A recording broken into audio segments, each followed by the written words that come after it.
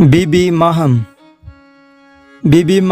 बिनते मूसा काज़िम जी मुकमिल सवाने ते घणी मालूमात मौजूद नाहे, पर जेका ॼाण मिले थी उहा हिन तरह आहे।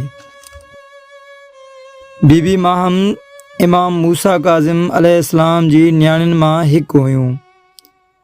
इमाम मूसा हिकु अज़ीम इस्लामी शख़्सियत हुआ जिनखे अल काज़िम जे लक़ब सां सुञातो वञे थो, जंहिंजी माना आहे सबर कंदड़। संदन केतिरा ई पुट ऐं न्याणियूं हुयूं।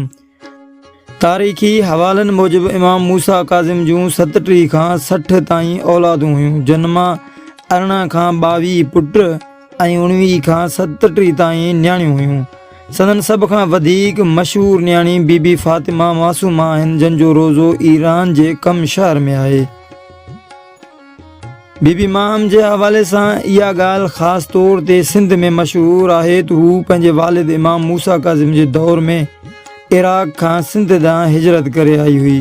हीअ हिजरत करबला जे वाक़े खां पोइ पैगम्बर इस्लाम जे ख़ानदान ते अरब सरज़मीन जी तंगी ऐं ज़ुल्मनि जे करे थी हुई। अहिड़ी तरह केतिरा ई सैयद ख़ानदान मुख़्तलिफ़ इलाइक़नि ॾांहुं हिजरत करे विया। बीबी माहम बदीन ज़िले जे तारीख़ी शहर अगमकोट में रिहाइश अख़्तियार कई, जिते संदन रोज़ो अॼु बि मौजूदु आहे ऐं ज़ियारत जो मर्कज़ आहे।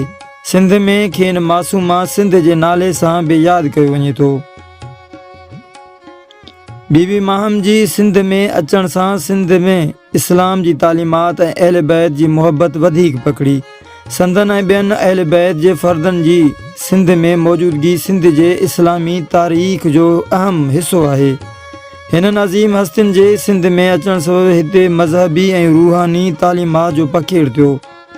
बीबी माहम जी ज़िंदगी बाबति घणा तफ़सील तारीख़ी किताबनि में मौजूदु न आहिनि, पर मक़ामी रिवायतनि ऐं अक़ीदनि में खेनि वॾी इज़त सां यादि कयो वञे थो। संदन मज़ार सिंध जे सक़ाफ़ती ऐं मज़हबी विरसे जो हिकु हिसो आहे।